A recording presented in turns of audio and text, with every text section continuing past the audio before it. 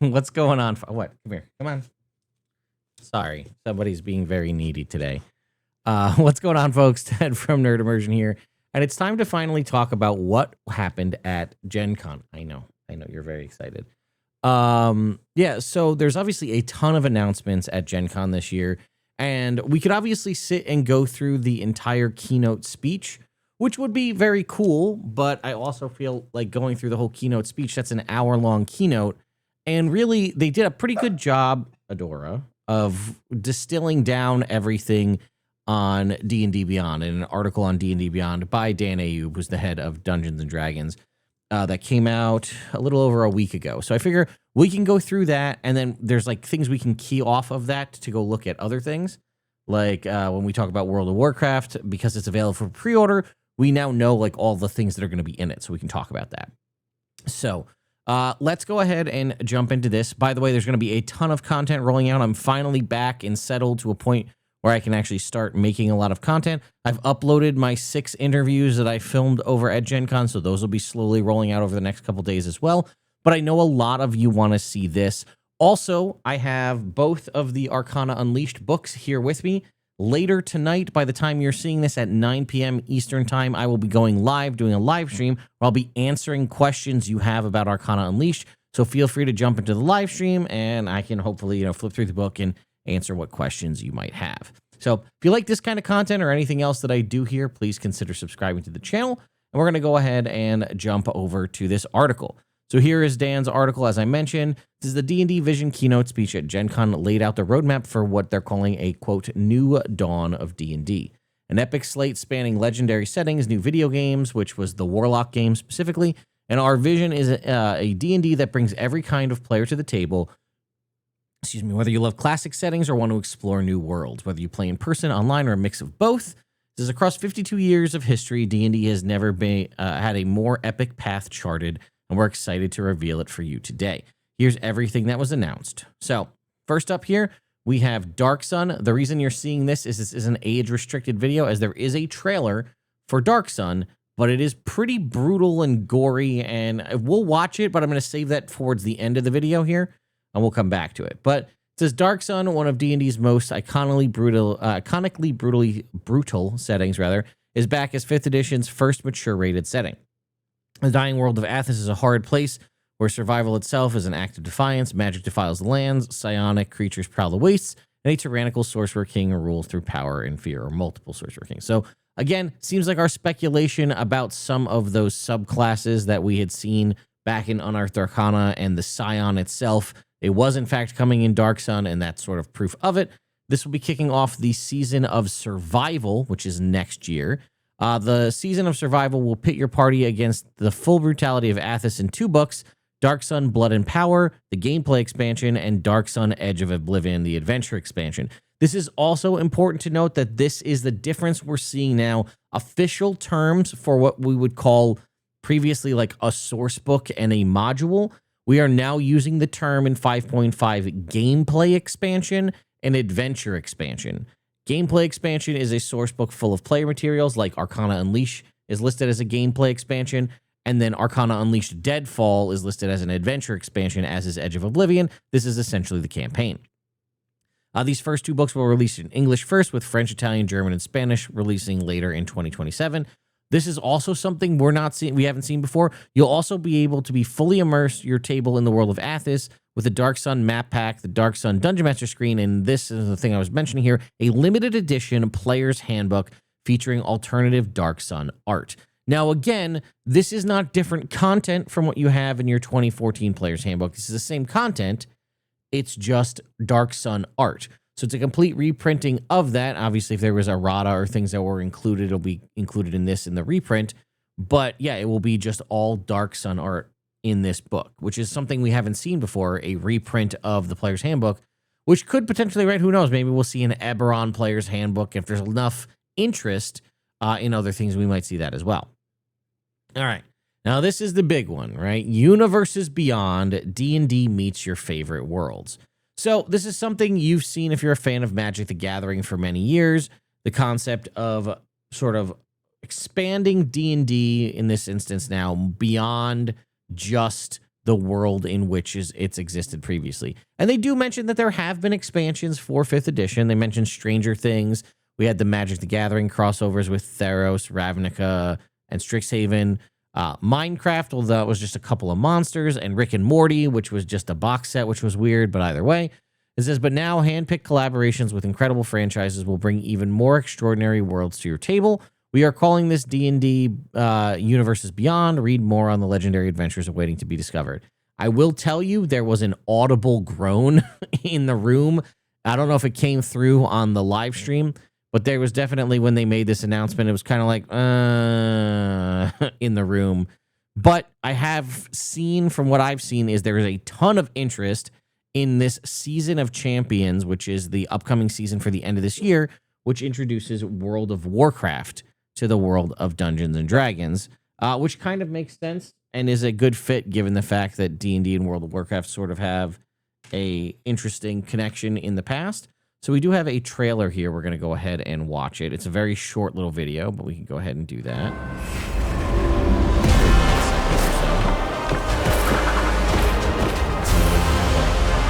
We're rolling here through the world of Azeroth with this D20.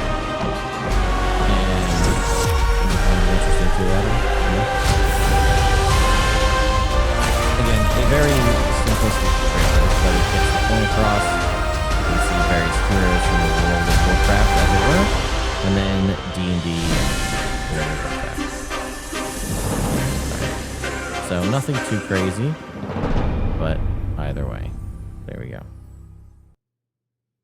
So, roll for Azeroth. In November 2026, the Season of Champions introduces D&D World of Warcraft, a crossover developed in partnership with Blizzard Entertainment that brings the MMO from your desktop to your tabletop. D&D World of Warcraft is built by designers who love and care about both games, and we can see it lists this here, but we're actually going to go to the D&D Beyond page because this is going to give us more information. So it can see here, this is the gameplay expansion itself, this is the combo here, the digital and physical bundle. So this is getting you the book as well as the D&D Beyond version. So 13 World of Warcraft classes, new rules for playing all 13 World of Warcraft classes, featuring 9 new and reimagined subclasses and over 40 specializations. 16 new species. We'll see if it includes more, but it says Drakthir, Draenei, Earthen. There may be more listed below. If not, I think there was more in the article we can go back to. Oh, it does list more. Okay, sorry. Next line. Forsaken, Haranir, Mechanome, Pandaren, Tauren, Troll, Volpera, and Worgen. Again, I saw some comments that were like, I'll only get this if I can play a Pandaren. Well, guess what? It's in there. 60 plus new spells and 25 plus new magic items, including mounts and companion creatures. 50 plus new monsters and 30 dungeon boss stat blocks built for tabletop peaks. 7 iconic World of Warcraft dungeons reimagined for your tabletop with boss encounters worthy of the legends. 23 factions with renown rewards for forging your legacy across Azeroth. Digital pre-order bonus, Icy Throne digital dice set, Horde and Alliance character sheets and frames, and D&D Encounters Season of Champions mini adventure, and code for World of Warcraft in-game items delivered via email with purchase of the physical and digital bundle.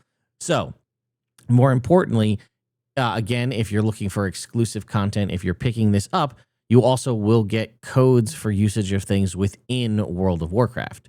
Now, sometimes if we scroll down, we actually get a little bit more information. If we look at this area here, sometimes, where is it? Sometimes product details. Aha! Here's what we were looking for. Rules for playing 13 World of Warcraft classes: Death Knight, Demon Hunter, Druid, Evoker, Hunter, Mage, Monk, Paladin, Priest, Rogue, Shaman, Warlock, Warrior, using suggested rules in the player's handbook.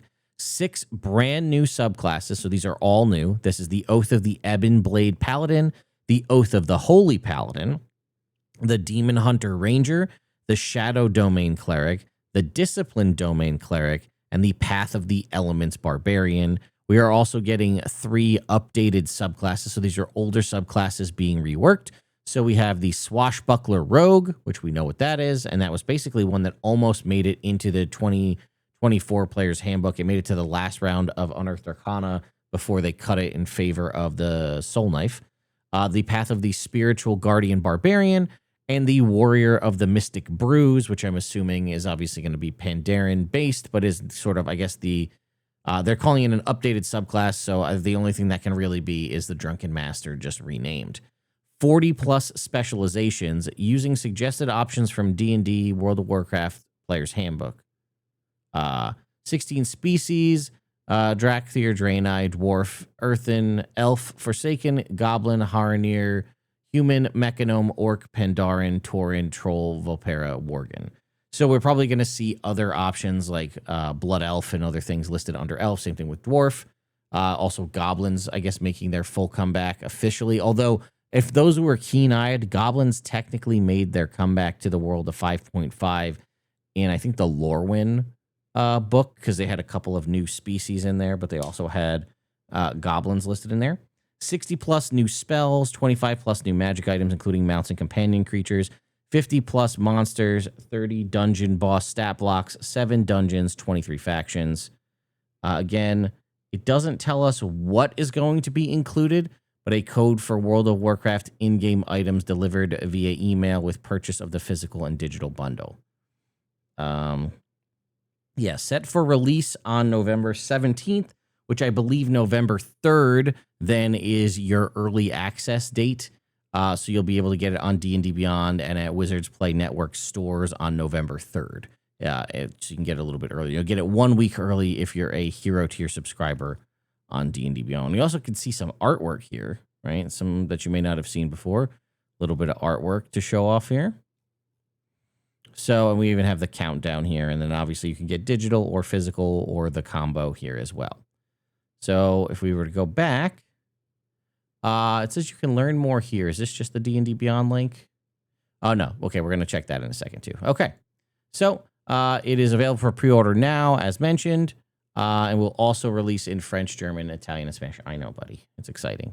All right. Now we can go over here and check out the everything you need to know about D&D World of Warcraft article.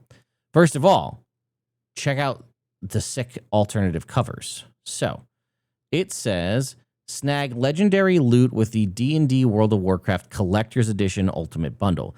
This rare drop contains the limited edition covers in a foil and sculpted slipcase, the Icecrown Citadel Adventure map pack, the D&D World of Warcraft Dungeon Master screen, and a guaranteed Murloc promo mini, if purchasing through D&D Beyond, in one bundle in physical and digital, plus more digital pre-order rewards, including a code for exclusive World of Warcraft in-game items. Now, is that pre-orderable on D&D Beyond? It is. Okay. So here is this like super crazy collector edition cover, which I think is also different from the local game store cover, because remember, we usually get a limited edition cover for the book for game stores exclusively. And then you have like the standard edition cover, which is what we had saw in the first link I clicked. This is the collector's edition ultimate bundle, which is going to give you everything. And that's going to give you this exclusive artwork and slipcase here. So here's all the things you'll get. You can zoom in on this. Let's see. We've got, here's the digital book. Here's the map pack. Looks like there's going to be punch out tokens as well as the DM screen. Digital version of D&D World of Warcraft, physical limited edition physical version in a slipcase with foil sculpted cover treatments dedicated to the 2 iconic World of Warcraft factions, the Horde and the Alliance, as you can see here.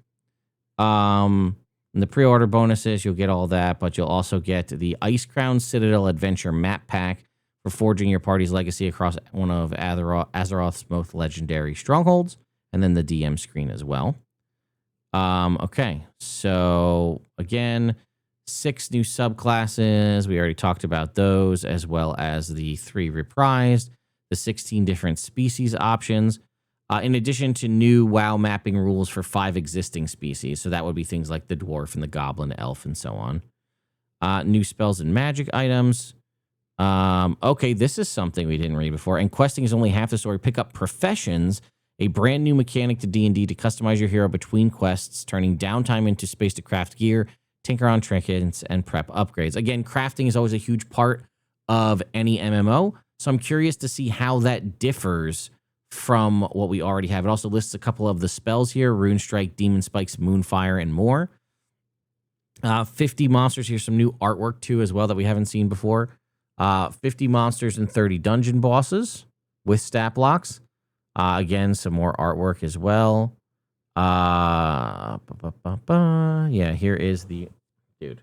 You're gonna have to get down if you're gonna keep getting in the way. Okay. So I think this covers just about everything. Okay, you're gonna have to get down, sir. All right. How are codes for World of Warcraft in-game items distributed? You will receive a code by email upon release if you pre-order the digital and physical bundle. The real question will be, if you pre-order or purchase the book itself, like from a store shelf, do you get the stuff digitally? Because right now they're only saying you can get these from the digital pre-order bundle, but I don't know if that's the case, because we kind of thought that was the same with the Forgotten Realms books, Starian's Book of Hungers, and so on, but you were able to buy those separately on D&D Beyond. What are the World of Warcraft in-game items? There we go. Include a black dragon mount, a gazer pet, a mimic chest toy, and a mimic chest decor. There you go. How do I get my Murloc promo mini? Each purchase of D&D World of Warcraft Collector's Edition Ultimate Bundle on D&D Beyond comes with a guaranteed Murloc promo mini. While supplies last, you also get a Murloc promo mini by pre-ordering the Ultimate Bundle on D&D Beyond. For purchases made on dndstore.wizards.com from Europe and the UK, the Murloc promo mini will be available only for pre-orders of the Collector's Edition Ultimate Bundle. WPN stores in North America, EMEA, and Pacific regions may also qualify to receive the Warlock, the Murloc promo item. Where can I get each of the 3 cover treatments?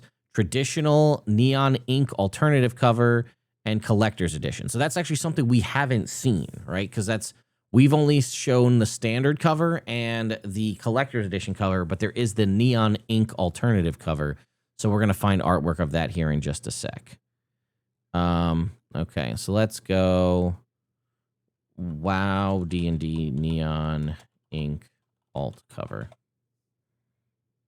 Okay. Here we go. Got this N-World article here. That doesn't take us anywhere. Cool. How about images?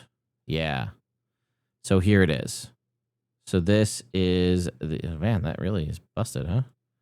So this is the neon ink version. So this is the collector's edition cover from local game stores. So again, like I said, for the first time ever, we're seeing 3 cover treatments. The standard one that we're all used to with the logo on the front, the red on the bottom, the red, the spine here like this. That's the standard edition cover you can get anywhere. The collector's edition cover, which looks to be only pre-orderable on D&D Beyond, which is the one you're seeing over here. This one with the slipcase, or the neon ink cover, which if you're a Murloc fan, I guess this is all for you, which would be available only at local game stores. So there we go. All right. Season of Rebellion. So I'll be honest, this one was the biggest shock to me. Did not have any concept that this was coming. So it is coming in 2027. If we look at the updated roadmap, it looks as though this is arriving in late 2027. I'll be honest, I'm not sure about this. I have thoughts, right? I have a lot of thoughts about this. Thought 1 is this reminds me of Bungie partnering with Star Wars to try to get Destiny 2 out of the hole. And then obviously we know that didn't happen. So that also I'm wary of Star Wars crossovers because Star Wars crossed over with one of my favorite games. And then my game died shortly after that with Destiny 2. So that's got me questioning it. It also might be in response to things like Starfinder 2nd Edition just getting released last year from Paizo. It also may be, excuse me. I don't think it's in response to Neon Odyssey from Legends of Avantris, mostly because we know from conversations that I've had with, folks behind the D&D team, and even brought it up during the State of the Game interview I did back for Ravenloft, that D&D books are in process. I mean, we don't know exactly what's coming with this, but D&D books kind of kick off in process, basically around 2 to 3 years or so before we ever see a physical book in hand. Now, that's for a book for IP that they own. If it's for IP that you don't own, like Star Wars, means they probably have been talking about this for a while because you have to get through all of the red tape of licensing. And like Blizzard is huge. Star Wars is Disney. That's like the biggest entertainment company on the planet. You got to go through a lot of red tape, I assume, and manage a lot of licensing agreements to be able to get that in your thing. So I have to imagine that Dungeons and Dragons Star Wars has probably been in the works for, I'm going to throw out a limb, I'm going to guess to say 5 years, maybe more, just because you have to manage what that's going to look like before you can even get to working on a book. Because you don't want to put your devs designing away on content that you're just going to have to throw away because you can't use it. So I'm going to say, yeah, that's my guess, is this maybe been in the works for 5 years. But maybe I'm way off on that. I'm just assuming if it's 2 to 3 year lead time from concept to book for owned IP, I have to imagine it's significantly longer for external IP. But we have nothing other than a Darth Vader cosplayer showed up on stage to ignite his lightsaber, and that's all we got. It says, we want to let our community know that Universes Beyond is additive to the incredible roadmap we have for our worlds. We've been staffing up to support this initiative and look forward to what the future holds. Speaking of which, let's explain how we'll be returning to all of your classic settings. Again, I brought this up in, I think, 3 different interviews that I did with the D&D team, which, depending on when you watch this, those videos may also already be out on the channel. But they all, both Dan and Greg and Laura, all the different folks I interviewed, continue to drive home the fact, and I wanted to make that very clear to all of you, that this is additive. Them doing Universes Beyond for D&D is not them taking away content that they would be making for D&D. Otherwise, they're overstaffing and upstaffing to cover these new initiatives. So it's not like we're getting Star Wars means we're not going to get Forgotten Realms. That's not really how that works. All right, so D&D Icons Legends return to the table. So this was Joe Manganiello's thing that he did right at the start, and he brought out Luke Gygax to cover Greyhawk. He brought out Tracy Hickman to cover Dragonlance, and he brought out R.A. Salvatore to talk about Legend of Drizzt. So it says, D&D Icons is a new initiative led by Joe Manganiello that pairs legendary creators and visionaries with a D&D team to shape the future of the game. Icons will touch everything from setting guides and adventure modules to accessories and beyond, all in a close collaboration with the studio. So Dragonlance with Tracy Hickman. Dragonlance is returning with co-creator Tracy Hickman working with the team to give this storied setting a new epic treatment. We don't know what this is. That wasn't even on the calendar, but there we go. Greyhawk is coming back as well. Luke Gygax is working from his father's previously unreleased notes to build classic Greyhawk experiences planned for 2027, seen partly through the eyes of the Archmage Melf, Melf being Luke's character. And we do actually have one of those adventures coming next year, which is Greyhawk Crown of the Witch Queen, which we'll talk about here in a sec. And lastly, Drizzt Do'Urden with R.A. Salvatore. No D&D Icons lineup would be complete without the creator of the game's most enduring character, R.A. Salvatore. Well, R.A. Salvatore is not. He created the game's most enduring character, either way. His Drizzt books have hit the New York Times bestseller more than 20 times, selling over 50 million copies in a dozen languages. Drizzt holds a special place in the world of D&D, and we're excited to bring the most legendary drow the Forgotten Realms has ever seen back to the table. That is a good point, too. Has there ever been a Drizzt source book? Or something with he's like the main focus? I know he's been like cameos occasionally here and there, I think. And I know he had a stat block in 3rd edition, because I had that book, one of the Forgotten Realms books, but either way. All right, Greyhawk Crown of the Witch Queen, which is some epic art you see right here. There's also a second Greyhawk project that we're excited to announce, Greyhawk Crown of the Witch Queen, a full-length adventure set on the world of Oerth.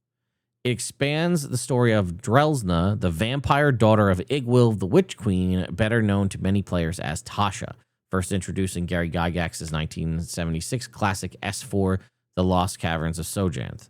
You can explore her lair today in Descent into the Lost Caverns of Sojanth.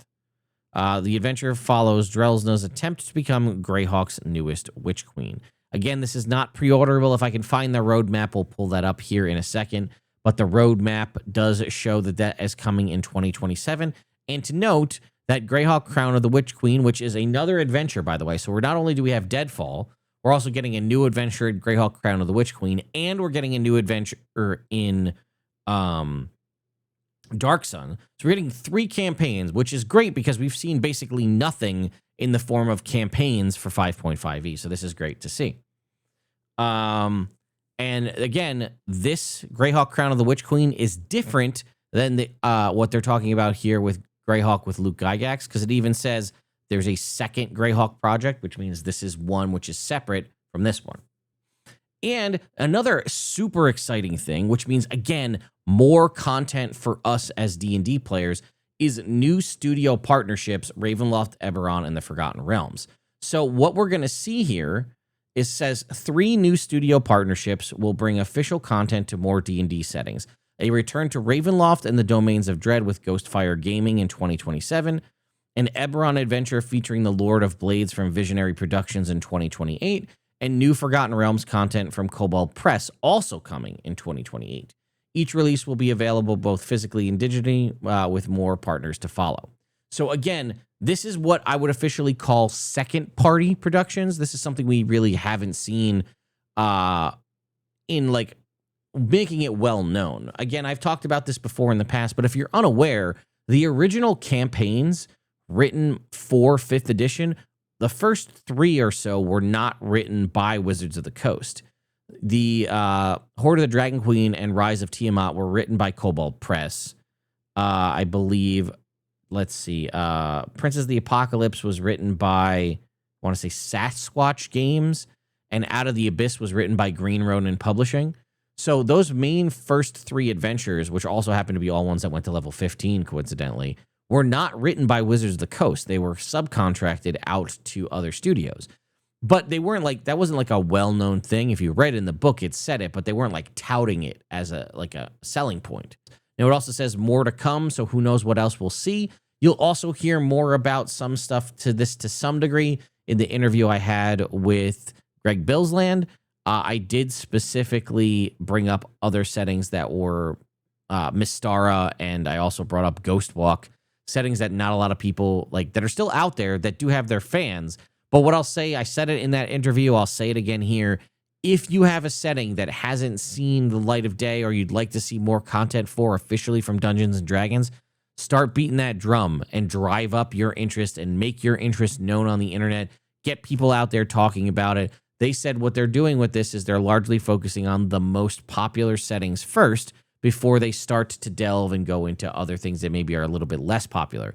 Well, if you can make Mystara seem like it's just as popular as Ravenloft or the Forgotten Realms, congratulations. I bet you're going to get your Mystara source book. We're going to get Dark Sun as well. So, D&D Beyond, making D&D easier to play together. 9 years after launch, D&D is recommitting to its founding mission with one new word: making D&D easier to play together. The update centers on 2 pillars: connect and play. So I think we heard about these, but we're going to go ahead and talk about them. It says there is a new site here called D&D, or subsite D&D Beyond /LFG. You'll find a hub for finding people to play D&D with. It arrives with 3 paths to the table: a new D&D event finder where local game stores, we're going to look at this here, can post events for players to discover and attend; a rebuilt official D&D Discord server with a dedicated find a game section; and a partnership with Start Playing that lets new players book one of its top-rated professional DMs for just 99 cents for a limited time. Again, startplaying.games or startplaying.com is it's run by a personal friend of mine, but it's a great resource for if you're looking to find a game. And this is one of the times you're going to be able to find one of the best top-rated DMs for a very low price of 99 cents. So let's check out the official D&D group finder here. I haven't looked at this yet either. So we've got a table for you. You can go ahead and book a professional GM for 99 cents, play in person near you, and join a party online. Here's the server. So let's go ahead and try the Start Playing one. So it says start for 99 cents. So what day do you want to learn to play? We're going to put that in. We actually have to put that in. So let's go ahead and just pick Saturday. I don't know. Let's keep going. Oh, what time plays best for you? I'm going to say evening for me. Let's see what it says. Oh, wow. What time would you want to start? Let's go 10 p.m. What's the size of your party? So you can also bring in more than one person. So let's say it's just me. And then what type of game would you like to play? A roleplay heavy, combat heavy, puzzle, mystery focused, dungeon crawl, hex crawl, no preference. For me personally, I don't have a preference. I do like combat, but I also like puzzles, and I know that's not everybody. So I'm just saying no preference for the purposes of this. Who's your ideal dungeon master? Pick 2 of the following attributes you'd prefer in a DM and we'll match you with a DM that is highly rated for those skills. Creativity, inclusive, knows the rules, beginner friendly, storytelling, no preference. I'm going to say creativity and knows the rules. Anything else you want us to know? I'm not going to go through with this because I don't want to set up a false claim for a game, but you can see the process as we go through that. Let's go back here to, let's go to play in person near you, and we'll see what happens when you type in find events. All right, so I clicked on the event finder, and I figured we were all just out at GenCon, so let's type in Indianapolis, right? And it says, okay, here it is. D&D Encounter Celebration Arcana Unleashed, hosted at Elf and Moon here, which we could go ahead and click on if we wanted to, which shows the location here. And it says they have capacity for 16 on September 5th at noon. This is actually really cool. So let's pick, let's go Orlando, right? I don't know. We're just picking locations here. Okay. See, now we have a bunch here, right? So we've got, what do we have? 6 or 7 here. And you can see if we scroll out, you can see a bunch more, right? So here we've got 7. I don't think it sets a limit to the distance. You can also choose sort by closest or soonest. You can choose by the dates if you'd like. It lists all of the stores that are nearby. So you can see here 17 different stores if we were to scroll through here in Orlando. But there also are 32 different events. So you can see, we can scroll through and look at the different times and find all that. So this is actually a really cool way to find games now. I'm actually really pumped that they did this. And it also helps generate some buzz for the local game stores as well. So, you know, it's worth checking out if you're looking to maybe get in a game, or maybe you're trying to, find some people to play with to see, like, hey, maybe you're looking for somebody new in your home game and you kind of want to trial some folks out or something. You can give that a shot. So that's pretty neat. And then the other one's the Discord. We're not going to bother clicking on that right now because I don't want to take us over to the Discord. The other one here is this one that says Play, New Tools, and Mobile App. On the Play side, D&D Beyond is rolling out several requested features over the coming months. A rebuilt site search, which we've talked about before.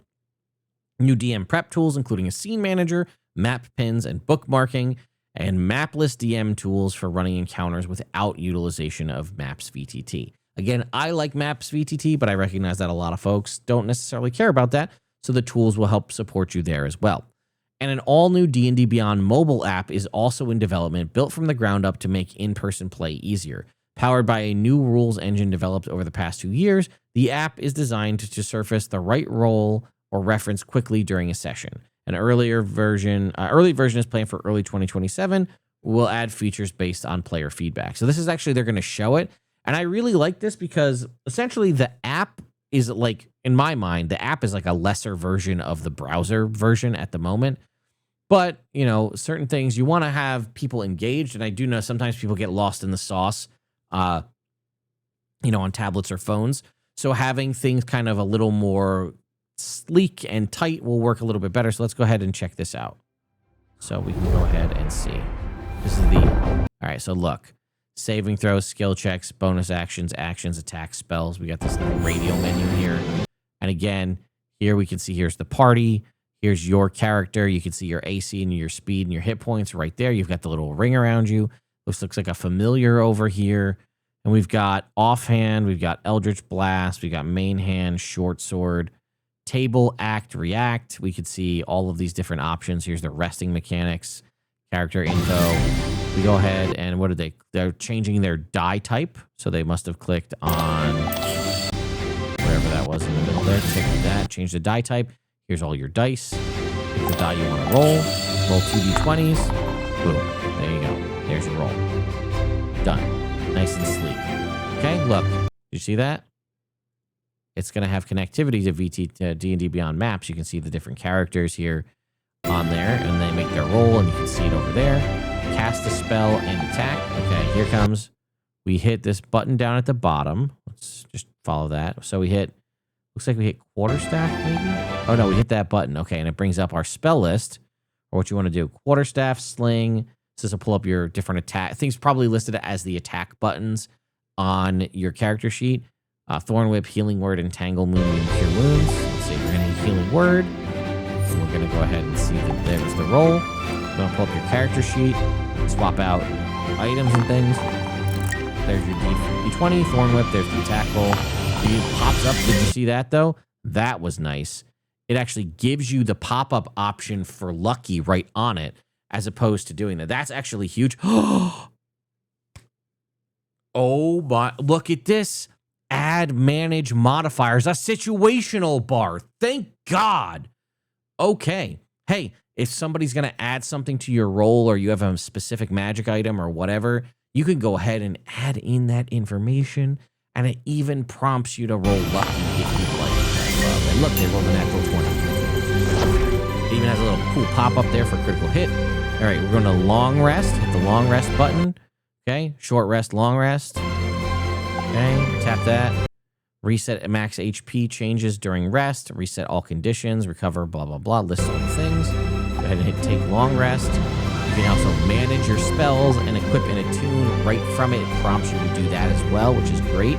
So, you know, prepare and unprepare your spells. Okay, let's shift the level up setting here. We've got, okay, character info, level up. Oh, you can prompt that as to the end, maybe. That's kind of cool. Scroll down, it's going to show all of the things that are going to happen there. We're going to hit our level up button. Okay. Now we've got inventory.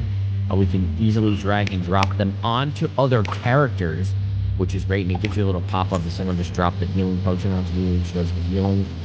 This is really good. You know, add gold, lose gold, whatever it is. I'm very excited for these changes. I think they're great. So I'm super pumped to see it. So that is, I think, just about everything covered here. Nope, there's a little bit more. Okay. Warlock, it says Khatri's patron revealed. So that was another thing. They did bring out Maggie Robertson, who is going to be playing Tasha, the voice acting Tasha. We don't know much about Warlock. We know it's a third-person action-adventure game following a main character, Khatri the Warlock. We're going to get a full gameplay reveal at Gamescom on August 25th. And we know now that Khatri's, her patron is Tasha. It says the Dungeon Master's official actual play series. Again, that's what's been running the official actual play from D&D. With Devora Wild, Mayana Baron, Christian Navarro, Jasmine Ballar, and Neil Newbon is heading to Azeroth. And it says they'll travel back to Icewind Dale, Forgotten Realms, for some Faerunian adventures with familiar faces. I'm imagining Drizzt is going to appear at some point. And on stage, they did present Theo Solomon, who plays Will from Baldur's Gate 3, the opportunity to join them. So it sounds like he's also going to be joining them at the table in some capacity. All right, and then here is the official updated, as we know it, roadmap for the next year from D&D. So we have Arcana Unleashed. That's this year. That's here in September timeframe. The Looking for Group aspect is kind of rolled out. DM Scene Prep, so that should be coming here in the next month or so. We can also see partnered content, Volda Spire's Secrets, Vampire the Masquerade, and Frontiers of Eberron Quickstone. Vampire the Masquerade has dropped. That is coverage that I will be doing here in the future.